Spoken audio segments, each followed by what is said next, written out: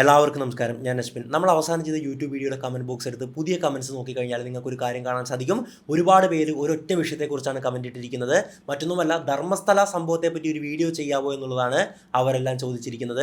എൻ്റെ ഇൻസ്റ്റാഗ്രാം ഇൻബോക്സിലും സമാനമായിട്ടുള്ള ഒരുപാട് മെസ്സേജുകളാണ് വന്നുകൊണ്ടിരിക്കുന്നത്. ആദ്യമേ ഒരു കാര്യം പറയാനുള്ളത്, കഴിഞ്ഞ കുറച്ച് ദിവസങ്ങളിലായിട്ട് പല തിരക്കുകളായിരുന്നുകൊണ്ടാണ് നമുക്ക് വീഡിയോസ് ഒന്നും ചെയ്യാൻ പറ്റാഞ്ഞത്. എന്തായാലും ഇനി മുതൽ കണ്ടിന്യൂസ് ആയിട്ട് നമ്മൾ വീഡിയോസ് ചെയ്യുന്നതായിരിക്കും. അപ്പോൾ ലൈക്കൊക്കെ ചെയ്ത് കൂടെ കൂടിക്കൊള്ളുക.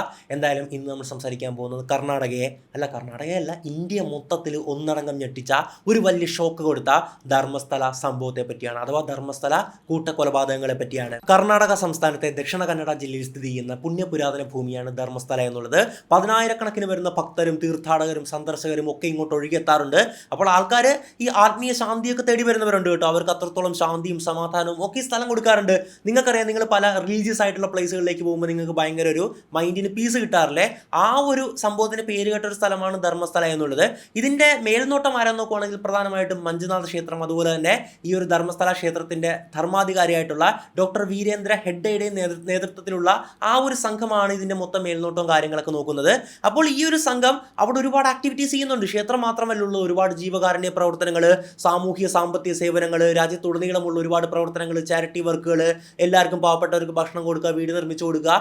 അതുപോലെ തന്നെ ഈ ഒരു ക്ഷേത്രം എന്നുള്ളത്, ഈ ക്ഷേത്രത്തിന് അത്രത്തോളം ധനമാണുള്ളത്, അവരുടെ ആസ്തി ഉണ്ടല്ലോ, ഭീകരമാണ്. അതുകൊണ്ട് തന്നെ സമൂഹത്തിൽ സൃഷ്ടിക്കുന്ന ഒരു ക്യാഷ് ഫ്ലോ ഉണ്ടല്ലോ, അതും വലുതാണ്. ഈ കാര്യങ്ങളൊക്കെ കൊണ്ട് തന്നെ ഇത് കേവലം കർണാടകയിൽ മാത്രമല്ല ഇതിൻ്റെ ഒരു ശക്തിയുള്ളത്.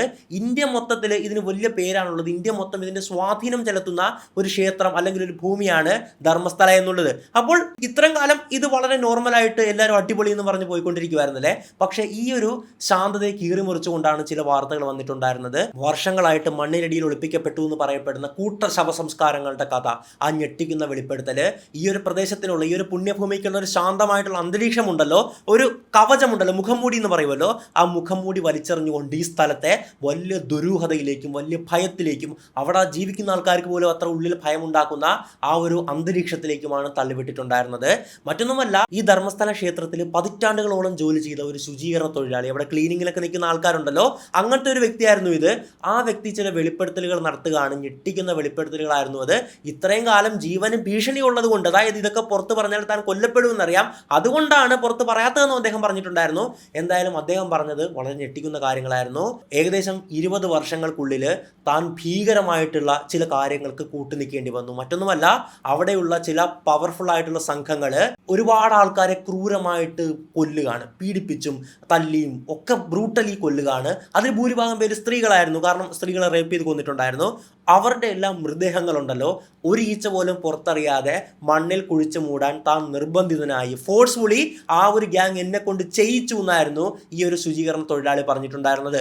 ഈ ഒരു വാർത്ത പുറത്തു വന്നതോടെ ഇത് ഇന്ത്യ മൊത്തം പടരുകയാണ്, അത്രത്തോളം സെൻസേഷണൽ ആകുകയാണ്. ഏകദേശം എത്രത്തോളം ബോഡിയാണ് ഇദ്ദേഹം മറവ് ചെയ്തു എന്ന് പറയുന്നത് നോക്കുവാണെങ്കിൽ 100 മുതൽ 400 വരെ എന്നൊക്കെയുള്ള കണക്കുകൾ പുറത്തു വരുന്നുണ്ട്. 400ഓളം സ്ത്രീകളുടെ ബോഡീസ്, അല്ലെങ്കിൽ അതിൽ ഭൂരിഭാഗം അത്രത്തോളം വരുന്ന സ്ത്രീകളുടെയും കുഞ്ഞുങ്ങളുടെയും സ്കൂൾ കുട്ടികളുടെ, അതായത് മുതിർന്ന സ്ത്രീകൾ മാത്രമല്ല, വളരെ പ്രായം എത്താത്ത പെൺകുട്ടികൾ പോലും ഉണ്ടല്ലോ, അവരുടെ ബോഡീസ് അടക്കം തന്നെ ഭീഷണിപ്പെടുത്തി. അതായത് നമ്മൾ സിനിമയിലൊക്കെ കണ്ടിട്ടില്ലേ, തോക്ക് ചൂണ്ടി കുഴിച്ചു മൂടുന്നത്. ഇപ്പോൾ നമുക്ക് നരിവേട്ട എന്ന് പറയുന്ന സിനിമയെ നമുക്ക് കാണാൻ പറ്റും. തോക്ക് ചൂണ്ടി ടൊവിനോ കൊണ്ട് അത് ആ ഒരു ബോഡീസ് മറവ് ചെയ്യിപ്പിക്കുന്നതല്ലേ, സമാനമായിട്ട് തന്നെ ഭീഷണിപ്പെടുത്തി ചെയ്യിപ്പിച്ചു എന്നായിരുന്നു ആ ഒരു വ്യക്തി പറഞ്ഞിട്ടുണ്ടായിരുന്നത്. ഇവിടെ നമ്മൾ മനസ്സിലാക്കേണ്ടത്, ഇത് കേവലം ക്രൈം സ്റ്റോറി മാത്രമല്ല, അല്ലെങ്കിൽ ഒരു കൊലപാതക പരമ്പര മാത്രമല്ല. ഇതിൻ്റെ അകത്ത് ഏറ്റവും പ്രധാന എലമെന്റ് എന്താണെന്നറിയാവോ?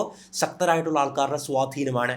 അതായത് നിങ്ങൾക്ക് പവറും പണവും പദവിയും ഒക്കെ ഉണ്ടോ, നിങ്ങൾക്ക് ഇത്രയും ഭീകരമായിട്ടുള്ള ഒരു ക്രൈം ഒരു ഈച്ച പോലും അറിയാതെ, ഒരു ഐഡന്റിറ്റി പോലും അവശേഷിപ്പിക്കാതെ ചെയ്യാൻ പറ്റും. ഈ ഒരു അന്വേഷണങ്ങളെല്ലാം അട്ടിമറിക്കാൻ പറ്റും. അത്രത്തോളം സ്വാധീന ശക്തി, അതിൻ്റെ ഒരു ഈവിൾ ഫോഴ്സ്, ആ ഒരു ചെകുത്താൻ്റെ കൈ നമ്മുടെ എല്ലാം തലയുടെ മുകളിലുണ്ട്. നമുക്കൊക്കെ ദുരനുഭവം നേരിട്ട് കഴിഞ്ഞാൽ നീതി കിട്ടാൻ ശക്തരായിട്ടുള്ള ആൾക്കാരാണ് നമ്മൾ ഓപ്പോസിറ്റ് നിൽക്കുന്നതെങ്കിൽ നീതി കിട്ടാൻ പാടായിരിക്കും എന്നൊരു ഓർമ്മപ്പെടുത്തലാണ്. രണ്ടാമത്തത് നീതി നിഷേധമാണ്. മൂന്നാമത്തത് പൊതുജന വിശ്വാസമാണ്. എന്താണ് ധർമ്മസ്ഥലയിൽ സംഭവിച്ചത് എന്ന് പറയാം. അതിൻ്റെ നാൾവഴികളായിട്ട് തന്നെ നമുക്ക് പറയാം, ഒരു ഡേറ്റ് ഇട്ട് പറയാം. അതിനുമുമ്പ് എന്താണ് സംഭവിച്ചതെന്ന് ചുരുക്കി പറയുവാണെങ്കിൽ, നമുക്ക് ആദ്യം ആ ക്ലീനറിൽ, ആ ഒരു ശുചീകരണ തൊഴിലാളിയും തന്നെ ആരംഭിക്കണം. അദ്ദേഹം ഒരു പുരുഷനാണ്. അദ്ദേഹത്തിൻ്റെ പേരോ വിവരങ്ങളോ ഫേസോ ഒന്നും പുറത്തു വന്നിട്ടില്ല. അതിൻ്റെയൊക്കെ കാരണം നിങ്ങൾക്ക് ഇത് കേൾക്കുമ്പോൾ മനസ്സിലാവും. എന്തായാലും അദ്ദേഹം പതിറ്റാണ്ടുകളോളം, അതായത് ഒരുപാട് വർഷത്തോളം ഈ ധർമ്മസ്ഥല ക്ഷേത്രത്തിൽ ക്ലീനറായിട്ട് വർക്ക് ചെയ്തിരുന്ന വ്യക്തിയായിരുന്നു.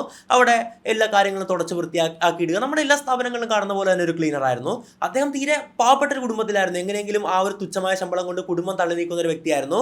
അപ്പോൾ അദ്ദേഹം പതിറ്റാണ്ടുകളോളം ജോലി ചെയ്തതുകൊണ്ട് തന്നെ അദ്ദേഹത്തിന് ക്ഷേത്രത്തിലെ ദൈനംദിന പ്രവർത്തനങ്ങളെ പറ്റിയിട്ടും അതുപോലെ തന്നെ പുറത്താർക്കും അറിയാത്ത പല രഹസ്യങ്ങളെ പറ്റിയിട്ടും അദ്ദേഹത്തിന് അറിയായിരുന്നു. അദ്ദേഹം പല നമ്മൾ സിനിമകളെ കണ്ടിട്ടില്ല, അതായത് ഒരു പാവം പിടിച്ച വ്യക്തി ഉണ്ടാവും, ഒരു സ്റ്റാഫ് ഉണ്ടാവും, അവിടുത്തെ പവർഫുൾ ആയിട്ടുള്ള ആൾക്കാർ ചെയ്യുന്ന കൊള്ളരുതായ്മ എല്ലാം കാണുന്നുണ്ടായിരിക്കും. പക്ഷേ ഇദ്ദേഹത്തിന് പുറത്ത് പറയാനോ ഒന്നും തന്നെ സാധിക്കില്ല. നിസ്സഹായനായിട്ട് അതിൻ്റെ കൂടെ അതിന് കണ്ണടച്ച് കൊടുക്കാൻ മാത്രമേ പറ്റത്തുള്ളായിരിക്കുമല്ലോ. അങ്ങനെ പല രഹസ്യങ്ങളും വൃത്തികേടുകളും അവിടുന്ന് പൈസ മുക്കുന്നതും അങ്ങനത്തെ ഒരുപാട് കാര്യങ്ങൾ രഹസ്യങ്ങൾ അറിയാവുന്ന ഒരു വ്യക്തിയായിരുന്നു ഇദ്ദേഹം. അങ്ങനെ ഇരിക്കെ വർഷം 1995 ഇദ്ദേഹം അവരുടെ പല ഉടായ്പകൾ, ഈ പൈസ കൊള്ളയടിക്കുന്നതും വെട്ടിക്കുന്നതും മറ്റ് പല വൃത്തികേടുകളൊക്കെ കണ്ടിട്ടുണ്ടെങ്കിലും അദ്ദേഹത്തിൻ്റെ ജീവിതത്തിൽ ആദ്യമായിട്ട് കാണേണ്ടി വന്ന മനസ്സിൽ നിന്ന് ഒരിക്കലും മായാത്ത അല്ലെങ്കിൽ ഭീകരമായിട്ടുള്ള ഒരു കാര്യം അദ്ദേഹം കാണുകയാണ്. അതിൻ്റെ ഒരു കാര്യത്തിന് വേണ്ടി അദ്ദേഹത്തിന് കൂട്ടു നിൽക്കേണ്ടി വരികയാണ്. മറ്റൊന്നുമല്ല, വർഷം 1995 ഈ ക്ഷേത്രവുമായി ബന്ധപ്പെട്ട് നിൽക്കുന്ന വളരെ പവർഫുൾ ആയിട്ടുള്ള ഇൻഫ്ലുവൻഷ്യൽ ആയിട്ടുള്ള ഒരു ആൾക്കാരുടെ സംഘം, ഒരാളല്ല വലിയൊരു നെറ്റ്വർക്ക് ഒരു പെൺകുട്ടിയെ അങ്ങോട്ട് കടത്തിക്കൊണ്ടുവരികയാണ്, ക്രൂരമായിട്ട് പീഡിപ്പിക്കുക എന്ന് പറഞ്ഞാൽ വെരി ബ്രൂട്ടൽ ക്രൈം ആയിരുന്നു. അതിനുശേഷം അതിലൊന്നും ഇദ്ദേഹത്തിന് പങ്കില്ലല്ലോ. അതിനുശേഷം പറഞ്ഞ കാര്യം എന്താണ്? ഇദ്ദേഹം ക്ലീനറല്ലേ, അദ്ദേഹം മറ്റുള്ളവർ ഇദ്ദേഹത്തെ അടിമയെ പോലെയാണ് അവിടെ വച്ചിരിക്കുന്നത്. ഇദ്ദേഹത്തിന് ശബ്ദമുയർത്താനൊന്നും പറ്റില്ല, കാരണം അത്രയും ഹൈലി പവറുള്ള ആൾക്കാരാണ്. പ്രത്യേകിച്ച് 95 ആണല്ലേ, അന്ന് ഈ സോഷ്യൽ മീഡിയ കാര്യങ്ങളൊന്നുമില്ല. അതായത് കേരളത്തിൽ പോലും ഒരുപാട് പോലീസ് നരനായിട്ടുകളൊക്കെ നടന്നിട്ടുള്ള കഥകൾ നമ്മൾ വായിച്ചിട്ടുണ്ട്. അപ്പോൾ അന്നത്തെ കാലത്ത് അവർക്കെതിരെ സംസാരിക്കുക എന്ന് പറയുന്നത് അത്രത്തോളം എളുപ്പമുള്ള കാര്യമല്ല. എന്തായാലും ബ്രൂട്ടലി പീഡിപ്പിക്കപ്പെട്ട ഒരു കൊച്ചു പെൺകുട്ടിയുടെ മൃതദേഹം ഇദ്ദേഹത്തിനെ കൊണ്ട് നിർബന്ധിച്ച് ഫോഴ്സ്ഫുള്ളി കുഴിച്ചിടിപ്പിക്കുകയാണ്. നിസ്സഹായനായിട്ടുള്ള വ്യക്തിക്ക്, ആ ഒരു ക്ലീനറിന് അത് ചെയ്യേണ്ടി വരികയാണ്. അതുകൊണ്ട് അവസാനിച്ചോ? ഇല്ല. അതെവിടെ അവസാനിച്ചെന്നറിയാവോ? വർഷം 2014, ഏകദേശം 20 വർഷത്തോളം ഈ വ്യക്തിക്ക് സെയിം ആയിട്ടുള്ള കാര്യം ചെയ്യേണ്ടി വന്നു. അതായത് ഈ ഒരു ഗ്യാങ് ഉണ്ടല്ലോ, ഈ സിൻഡിക്കേറ്റ് ഉണ്ടല്ലോ, പല സ്ഥലത്ത് നിന്നായിട്ട് പല പ്രായത്തിലുള്ള കൊച്ചു പെൺകുട്ടികൾ മുതൽ വലിയ മുതിർന്ന സ്ത്രീകളെ വരെ കൊണ്ടുവരികയാണ്. അവരെ ബ്രൂട്ടലി പീഡിപ്പിക്കുകയാണ്, കൊല്ലുകയാണ്. അതോടൊപ്പം ഇവർക്ക് പകയുള്ള മറ്റാണുങ്ങളുണ്ടാകുമല്ലോ, ഇപ്പോൾ ബിസിനസ് എതിരാളികളുണ്ടാകും, അങ്ങനെ ഒരുപാട് ആൾക്കാരുണ്ടാകും, മറ്റ് വ്യക്തികളുണ്ടാകും. അങ്ങനെയുള്ള ആണുങ്ങളെയും അടക്കം കൊണ്ടുവന്ന് കൊല്ലുകയാണ്. എന്നിട്ട് എല്ലാം കുഴിച്ചിടിപ്പിക്കുന്നത് ഈ ഒരു ക്ലീനറെ കൊണ്ടായിരുന്നു. അങ്ങനെ വർഷം 2014 എത്തിയപ്പോഴേക്കും അദ്ദേഹത്തിൻ്റെ ഉള്ളിൽ ഇതിങ്ങനെ വിങ്ങിപ്പൊട്ടുകയാണ്. അങ്ങനെ ഒരിക്കലും അദ്ദേഹത്തിന് സഹിക്കാൻ പറ്റാതെ ഇദ്ദേഹം കുടുംബവും നാടുവിടുകയാണ്. കാരണം ഏറ്റവും പ്രശ്നം എന്താണ്? ഇവരോടൊക്കെ മുട്ടാൻ പോയി കഴിഞ്ഞാൽ ഇയാളുടെ വിധി ഇതാണെന്ന് ഇതറിയാം അല്ലേ. അതായത് ഇത്രയും ആൾക്കാരെ കൊന്നിട്ട് പോലും പുറത്തറിയുന്നില്ല, പിന്നെയാണോ ഈ ക്ലീനർ? അതുകൊണ്ട് തന്നെ അദ്ദേഹം പേടിച്ച് ഭയപ്പെട്ട് ആ ഒരു മാനസിക സംഘർഷം സഹിക്കാതെ, കുറ്റബോധം സഹിക്കാതെ നാടുവിടുകയാണ്. കുറ്റബോധവും ജീവനിലുള്ള പേടിയും കാരണം സ്വന്തം ജന്മസ്ഥലത്ത് നിന്ന് മറ്റൊരു സ്ഥലത്തേക്ക് മാറി രഹസ്യമായിട്ട് താമസിക്കേണ്ടി വരുന്ന, ഒളിവിൽ കഴിയേണ്ടി വരുന്ന അവസ്ഥയൊന്ന് ആലോചിച്ച് നോക്കൂ. 2014 അദ്ദേഹം കുടുംബമടക്കം നാടുവിട്ട് പോകുന്നതല്ലേ. പക്ഷെ അദ്ദേഹം ഈ കുറ്റബോധം ഒരിക്കലും അദ്ദേഹത്തിന്റെ മനസ്സിൽ നിന്ന് മാറിയിട്ടുണ്ടായിരുന്നില്ല. ഓരോ ദിവസം അദ്ദേഹത്തിന് വലിയ ആശങ്കകളായിരുന്നു. 10 വർഷത്തോളം അദ്ദേഹം വീർപ്പ് മുട്ടി ജീവിച്ചു. അദ്ദേഹത്തിന് ഏറ്റവും വലിയ ആശങ്ക കുറ്റബോധമുണ്ട്, അതോടൊപ്പം ഈ കുടുംബത്തെയാണ് മൊത്തത്തിൽ ഈ ഭയം വേട്ടയാടിക്കൊണ്ടിരിക്കുന്നതല്ലേ. അദ്ദേഹം ഭാര്യയോടൊക്കെ കാര്യങ്ങളൊക്കെ പറഞ്ഞിട്ടുണ്ടായിരുന്നു. അങ്ങനെ വലിയ ടെൻഷനായിട്ട് ഒരു ദിവസം പോലും അദ്ദേഹത്തിന് മനസ്സമാധാനമായിട്ട് ഉറങ്ങാൻ പറ്റുന്നില്ല, പാനിക് അറ്റാക്കുകൾ ഉണ്ടാകുന്നു. എന്തായാലും 10 വർഷങ്ങൾക്കപ്പുറം ഏകദേശം 2025 അദ്ദേഹം ഈ സംഭവങ്ങളെല്ലാം പുറം ലോകത്തോട് വിളിച്ചു പറയാൻ തയ്യാറാകുകയാണ്. അദ്ദേഹത്തിന് പരിചയമുള്ള ഒരു അഡ്വക്കേറ്റിനെ അദ്ദേഹം കോൺടാക്ട് ചെയ്യുകയാണ്. കാരണം അദ്ദേഹത്തിന് നേരെ പോലീസ് സ്റ്റേഷനിലേക്ക് പോകാൻ ധൈര്യമില്ല.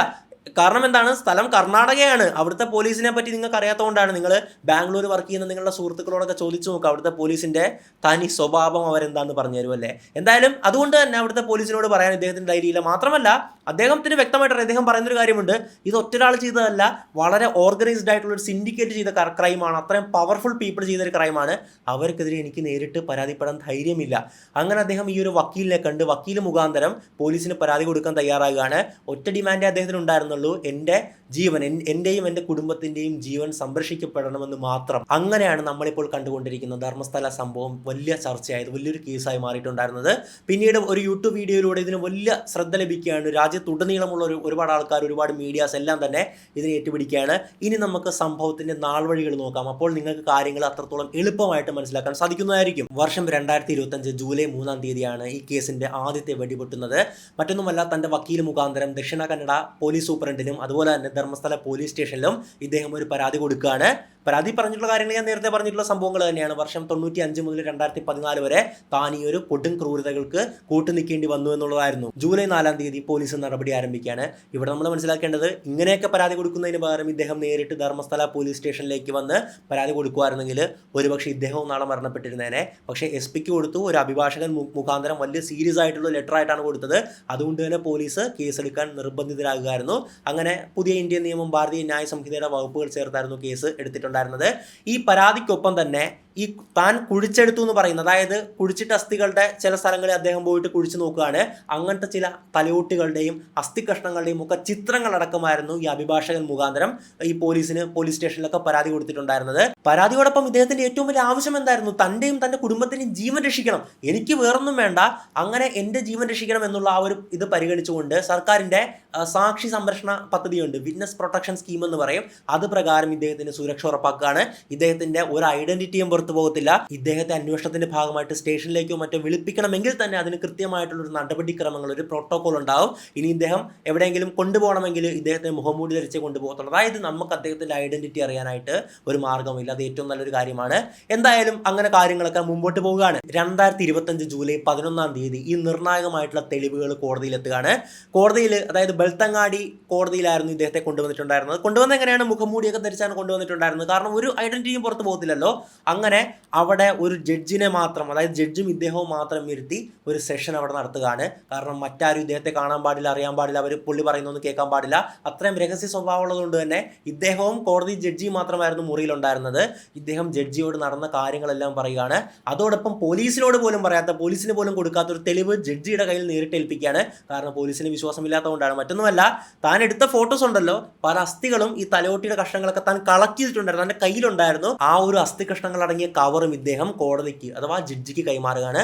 അതെന്തായാലും കോടതി മുഖാന്തരം ഫോറൻസിക് പരിശോധനകൾക്ക് അയച്ചിരിക്കുകയാണ്. അതിന്റെ ഫലം വന്നു കഴിഞ്ഞാൽ മാത്രമേ നമുക്ക് കൂടുതൽ കാര്യങ്ങൾ ഇതിനെപ്പറ്റി, ആ ഒരു അസ്ഥി കഷ്ണങ്ങളെ പറ്റി സംസാരിക്കാൻ സാധിക്കത്തുള്ളൂ. ജൂലൈ 12 ഈ ഒരു സംഭവം സോഷ്യൽ മീഡിയയിൽ ഒരു കൊടുങ്കാറ്റായി മാറുകയാണ്. അതിന്റെ കാരണം എന്തെന്നാൽ, സമീർ വീഡിയോ എന്ന് പറയുന്ന യൂട്യൂബ് ചാനലിലുള്ള സമീർ എന്ന് പറയുന്ന വ്യക്തി ധർമ്മസ്ഥലയിലെ കൂട്ടക്കൊലപാതകികൾ ആരെന്ന് പറഞ്ഞിട്ടൊരു വീഡിയോ ചെയ്യുകയാണ്. ദിവസങ്ങൾക്കുള്ളിൽ തന്നെ ദശലക്ഷക്കണക്കിന് ആൾക്കാരായിരുന്നു അത് കണ്ടിട്ടുണ്ടായിരുന്നത്.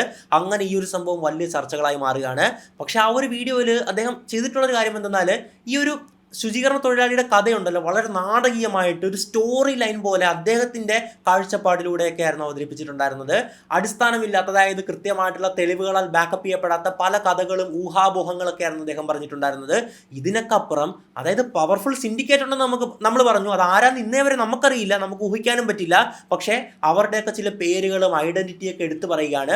അങ്ങനെ വന്നപ്പോൾ ഈ വീഡിയോ വലിയ വിവാദമാകുകയാണ്. അതിനെതിരെ പല നിയമ നടപടികളൊക്കെ ഉണ്ടായി കേട്ടോ. അതിനെപ്പറ്റി നമ്മൾ വീഡിയോയിൽ പറയുന്നുണ്ട്. ജൂലൈ 14 കർണാടക സംസ്ഥാന വനിതാ കമ്മീഷൻ അധ്യക്ഷ ഡോക്ടർ നാഗലക്ഷ്മി ചൗധരി മുഖ്യമന്ത്രിയായിട്ടുള്ള സിദ്ധരാമയ്യയ്ക്ക് ഒരു കത്തെഴുതുകയാണ്. അതിൽ പറഞ്ഞിട്ടുള്ളത് ഇപ്രകാരമായിരുന്നു: കഴിഞ്ഞ 20 വർഷത്തിനുള്ളിൽ ഈ സംസ്ഥാനത്ത് നിന്നും ദുരൂഹ സാഹചര്യങ്ങൾ കാണാതായിട്ടുള്ള സ്കൂൾ കുട്ടികൾ, പെൺകുട്ടികൾ, കോളേജ് വിദ്യാർത്ഥിനികൾ, സ്ത്രീകൾ എന്നിവരെ പറ്റിയിട്ടും, അതുപോലെ തന്നെ ലൈംഗികാതിക്രമങ്ങളെ പറ്റിയിട്ടും, കൊലപാതകങ്ങളെ പറ്റിയിട്ടും, അതുപോലെ അസ്വാഭാവികമായിട്ട് മരണപ്പെട്ടിട്ടുള്ള പെൺകുട്ടികൾ, സ്ത്രീകളെയൊക്കെ പറ്റിയിട്ടും ഒരു അന്വേഷണം, സമഗ്രമായിട്ടുള്ള ഒരു അന്വേഷണം വേണം. അതിന് നമുക്കൊരു സ്പെഷ്യൽ ഇൻവെസ്റ്റിഗേഷൻ ടീം രൂപീകരിക്കണം എന്നുള്ള ആ ഒരു ആവശ്യമായിരുന്നു മുന്നോട്ട് വെച്ചിട്ടുണ്ടായിരുന്നത്. ഇതിന്റെ വ്യക്തമായിട്ടുള്ളൊരു കാരണം, ഒരു ഞെട്ടിപ്പിക്കുന്ന ഫാക്ട് കൂടെ ആ ഒരു ലെറ്ററിൽ ഉണ്ടായിരുന്നു. തൻ്റെ ഇത്രയും വർഷത്തെ കരിയർ ഉണ്ടല്ലോ, സ്ത്രീകൾക്ക് വേണ്ടി പ്രവർത്തിച്ച ഒരു കരിയർ ഉണ്ടല്ലോ, അതിൽ ഒരുപാട് സ്ത്രീകൾ പറഞ്ഞു കേട്ടിട്ടുള്ള ഒരു സത്യമുണ്ട്. മറ്റൊന്നുമല്ല, തങ്ങളുടെ പെൺകുട്ടികളെ കാണാതാകുമ്പോഴോ, അല്ലെങ്കിൽ ലൈംഗിക അതിക്രമങ്ങൾക്ക് ഇരയാകുമ്പോഴോ, അല്ലെങ്കിൽ മറ്റ് കയ്യാങ്കളികൾക്ക്, അല്ലെങ്കിൽ അവരാരെങ്കിലും ഉപദ്രവിക്കുമ്പോഴോ ഒക്കെ തന്നെ തങ്ങൾ പോലീസ് സ്റ്റേഷനിലേക്ക് ചെല്ലും.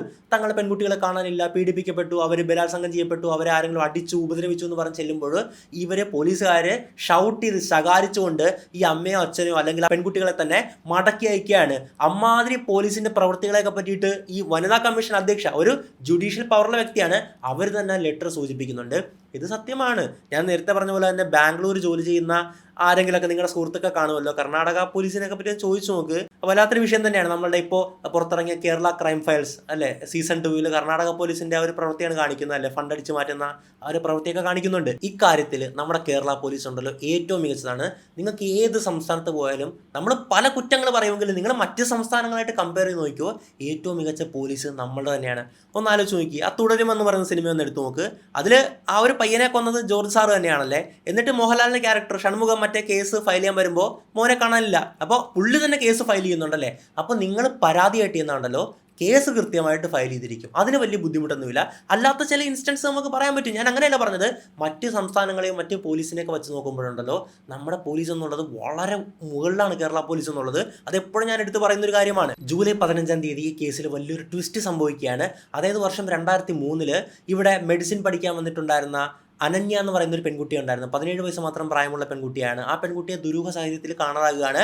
അങ്ങനെ ആ പെൺകുട്ടിയുടെ അമ്മയായിട്ടുള്ള സുജാത ഭട്ട് കൊൽക്കട്ടയിലായിരുന്നു. കൊൽക്കട്ടയിൽ നിന്നൊക്കെ ഇങ്ങോട്ട് വരുന്നുണ്ടല്ലേ. സുജാത ഭട്ട് ഇപ്പോൾ രംഗത്ത് വരികയാണ്. അതായത് തൻ്റെ മകളും ഈ ഒരു കൂട്ട കൊലപാതകത്തിന് ഇരയാക്കപ്പെട്ടിരിക്കാമെന്നാണ് അവർ പറയുന്നത്. അവർ പറയുന്ന ആരോപണങ്ങൾ വളരെ ഞെട്ടിക്കുന്നതാണ്. അതായത് താൻ ഈ ഒരു വിവരം പറഞ്ഞ് കൊൽക്കട്ടയിൽ നിന്ന് ഓടി ഈ ഒരു ധർമ്മസ്ഥലയിലെത്തി. ധർമ്മസ്ഥല പോലീസ് സ്റ്റേഷനിൽ 2003 ചെന്നപ്പോഴേക്കും അവർ കേസ് എൻ്റെ മകളെ കാണാനില്ല എന്ന് പറഞ്ഞ് കേസ് കൊടുക്കാൻ പോകുമല്ലേ.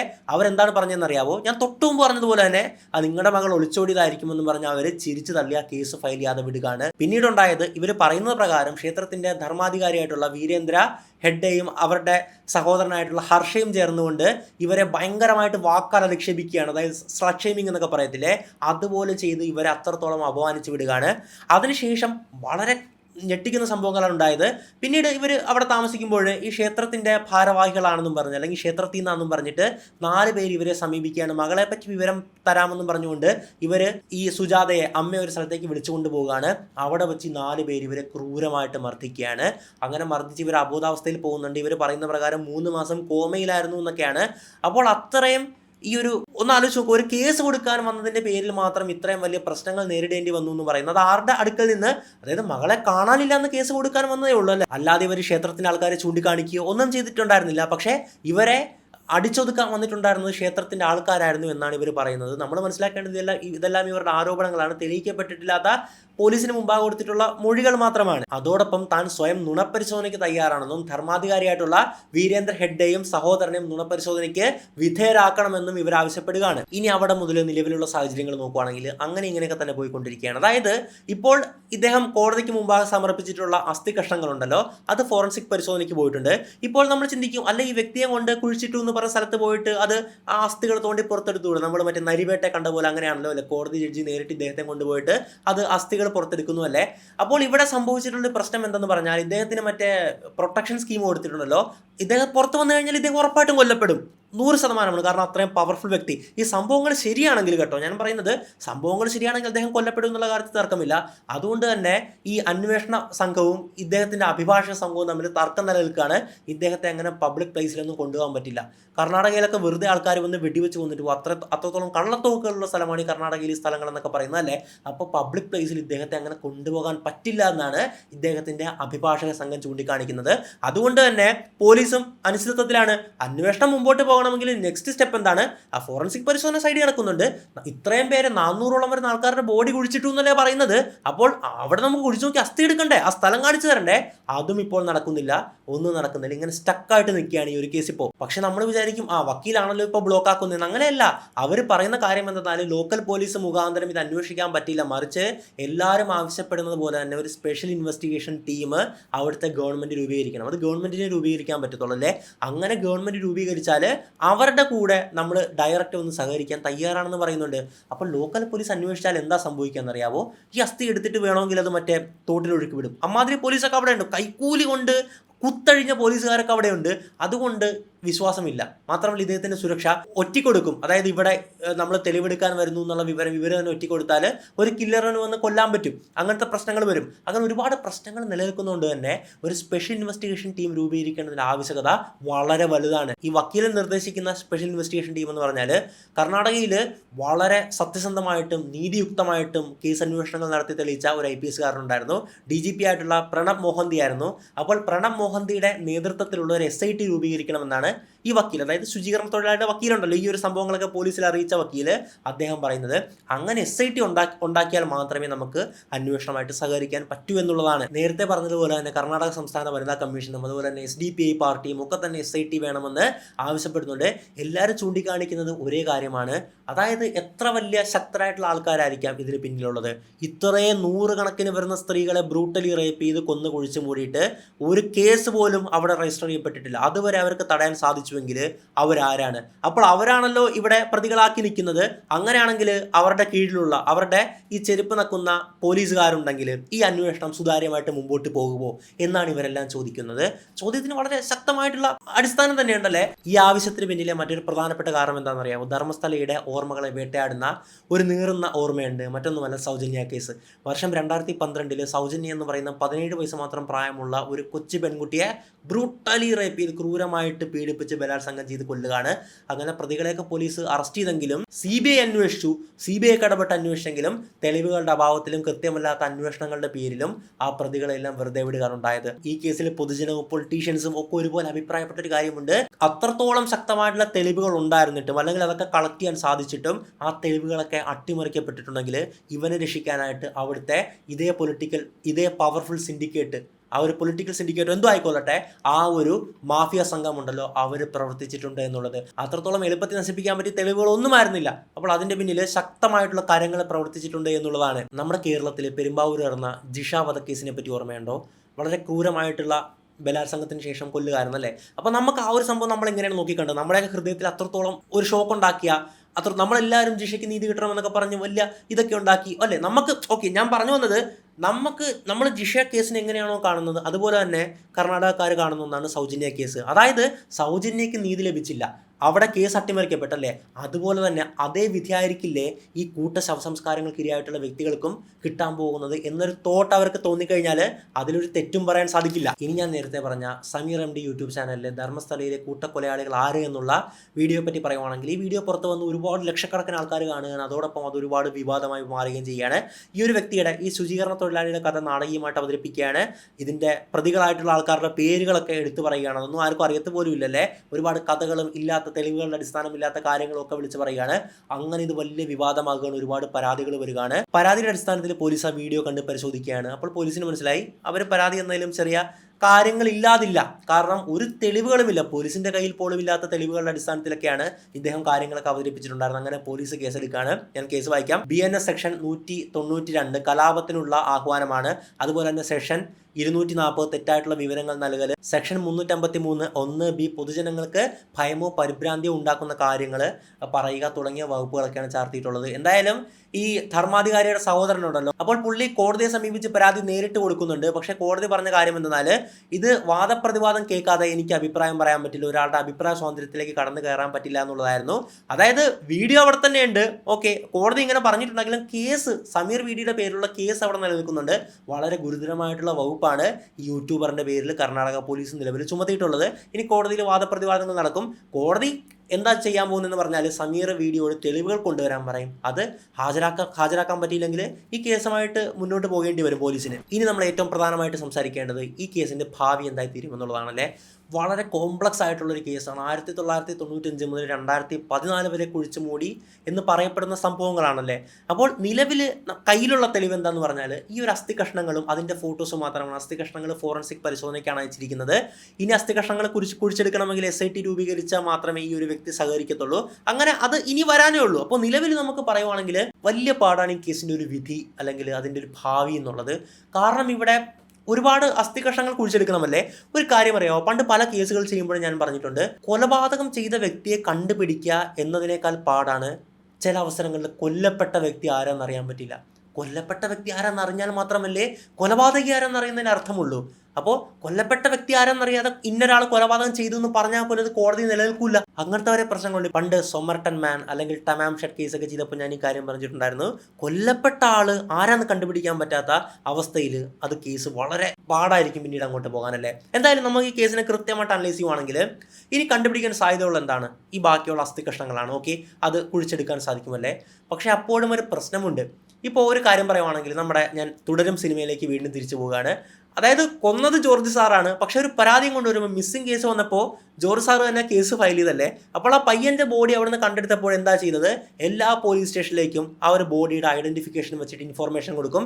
മാച്ചിങ് ആയിട്ടുള്ള മിസ്സിംഗ് കേസുകൾ അല്ലെങ്കിൽ കൊലപാതക കേസുകൾ കൊണ്ടുവന്നറിയാൻ വേണ്ടിയിട്ടല്ലേ. അങ്ങനെ മാച്ച് ചെയ്താണ് ഈ ഷൺമുഖത്തിൻ്റെ ലാലേട്ടൻ്റെ ആ മകനാണ് കണ്ടുപിടിക്കുന്നതല്ലേ. പക്ഷേ നമ്മൾ നേരത്തെ പറഞ്ഞത് പ്രകാരം എന്താണ് സംഭവിച്ചത്? പല മിസ്സിംഗ് കേസുകളൊക്കെ റിപ്പോർട്ട് ചെയ്യാൻ പോലീസ് സ്റ്റേഷനിൽ പരാതി കൊടുക്കാൻ വരുമ്പോൾ അവരെയൊക്കെ അസഭ്യം പറഞ്ഞ് തിരിച്ചയക്കുകയാണ്. അതായത് കേസുകളൊന്നും റിപ്പോർട്ട് ചെയ്യപ്പെട്ടിട്ടില്ല.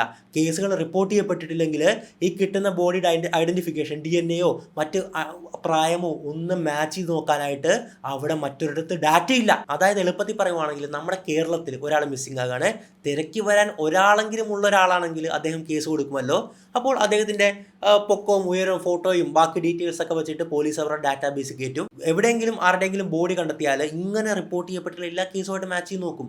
പക്ഷെ കേസ് കൊടുക്കാൻ പറ്റിയില്ലെങ്കിലോ, അതായത് മറ്റേ പൃഥ്വിരാജിന്റെ കോൾഡ് കേസ് എന്ന് പറഞ്ഞ സിനിമയുണ്ടല്ലേ, അതിൻ്റെ ഈ സാധനം പറയുന്നുണ്ട് തിരക്കി വരാൻ ഇല്ലാത്ത ഒരാളാണെങ്കിൽ നമുക്ക് ഇങ്ങനെ കണ്ടുപിടിക്കാൻ സാധിക്കും. ആ കോൾഡ് കേസ് സിനിമയിൽ കൃത്യം പറയുന്നുണ്ട്. അത് തന്നെയാണ് ഈ ഒരു കേസിൽ സംഭവിക്കാൻ പോകുന്നത്. നമുക്ക് മാച്ച് ചെയ്ത് നോക്കാൻ കിട്ടുന്ന അസ്ഥി കഷ്ണങ്ങളുടെ DNA അല്ലെങ്കിൽ അതിൻ്റെ പ്രായമോ അല്ലെങ്കിൽ അതിൻ്റെ സെക്സോ മെയിലോ ഫീമെയിലോ ഇതൊന്നും മാച്ച് ചെയ്ത് നോക്കാൻ ഇപ്പുറത്ത് പോലീസിൻ്റെ കയ്യിൽ ഡാറ്റാബേസുകളില്ല. ഡാറ്റാബേസ് വരാതിരിക്കാൻ കാരണം എന്താണ്? ഈ മാഫിയയുടെ ശക്തിയാണല്ലേ. മാഫിയയുടെ പെട്ടുകൊണ്ട് ഇതുമായി പരാതി കൊടുക്കാൻ വരുന്നവരെ ആട്ടിപ്പായിക്കുന്ന പോലീസ്. അവിടുത്തെ പോലീസൊക്കെ അങ്ങനെ തന്നെയാണ്. നമ്മുടെ ബൈക്ക് മോഷണം പോയെന്ന് പറഞ്ഞിട്ട് സ്റ്റേഷനിലേക്ക് ഒന്ന് നോക്ക്, അവർ മലയാളികളെ ഭയങ്കര പുച്ഛമാണ് അവിടുത്തെ പോലീസിന്, ബാംഗ്ലൂർ പോലീസിന്. എനിക്ക് കലിയാണ് ആ പോലീസിൻ്റെ സത്യം പറയുവാണെങ്കിൽ. എന്തായാലും അമ്മാതിരി പോലീസാണ് അവിടെ ഉള്ളത്. മാച്ച് ചെയ്ത് നോക്കാൻ ഡാറ്റ ഇല്ലാത്തതുകൊണ്ട് തന്നെ ഈ കേസിൻ്റെ ഭാവി വലിയ അനിശ്ചിതത്വത്തിലേക്കായിരിക്കും പോകുന്നത്. ഈ കേസ് കേവലം കൊലപാതകങ്ങളെക്കുറിച്ച് മാത്രമല്ല, ഒരു സമൂഹത്തിൻ്റെ, ഇന്ത്യ മൊത്തത്തിലുള്ള ജനങ്ങളുടെ നീതിക്ക് വേണ്ടിയിട്ടുള്ള ഒരു വലിയ പോരാട്ടമായി മാറിയിരിക്കുകയാണ്. ഇവിടെ ഇരയാക്കപ്പെട്ടവർക്ക് നീതി ലഭിക്കേണ്ടതുണ്ട്. അവർക്ക് അങ്ങനെ അടിയന്തരമായിട്ട് ഇപ്പോൾ വേണ്ട ഒരു സാഹചര്യം എന്തെന്ന് പറഞ്ഞാൽ, ഒരു ഭയവും കൂടാതെ ഇങ്ങനെ മക്കൾ മിസ്സായിട്ടുള്ളവർക്ക് മുമ്പോട്ട് വരാൻ പറ്റണം. കൃത്യമായിട്ടുള്ള മക്കളുടെ തെളിവുകളടക്കം മിസ്സായിട്ടുള്ള രേഖകളടക്കം മുമ്പോട്ട് വരാൻ പറ്റണം. എന്നിട്ട് ഈ മാതാപിതാക്കളോ അല്ലെങ്കിൽ കുടുംബത്തിലുള്ള സഹോദരങ്ങളോ ഒക്കെ തന്നെ DNA സാമ്പിളിങ്ങിന് വേണ്ടിയിട്ടുള്ള കാര്യങ്ങൾ കൊടുക്കണം. ബ്ലഡോ മറ്റോ കൊടുത്തിട്ട് DNA കളക്ട് ചെയ്ത് വെക്കണം. അങ്ങനെ കിട്ടുന്ന അസ്ഥികളുമായിട്ട് DNA മാച്ച് ചെയ്യാനുള്ള ഒരു സിസ്റ്റം, അതൊക്കെ ഇപ്പോൾ അഡ്വാൻസ്ഡ് ആയിട്ടുള്ള ലാബുകളിലൊക്കെ ഉണ്ട്. അങ്ങനത്തെ ഒരു സിസ്റ്റം രൂപീകരിക്കണം. അപ്പോൾ ഇവിടെ വേണ്ടത് ഇത്രയും വലിയ ആൾക്കാരാണ് അതിൻ്റെ പിന്നിലുള്ളതെന്ന് മനസ്സിലായല്ലോ. അപ്പോൾ അവരെ ഭയപ്പെട്ട് പലരും മുമ്പോട്ട് വരാത്തൊരു സാഹചര്യം ഉണ്ടാകും. അങ്ങനെ പാടില്ല.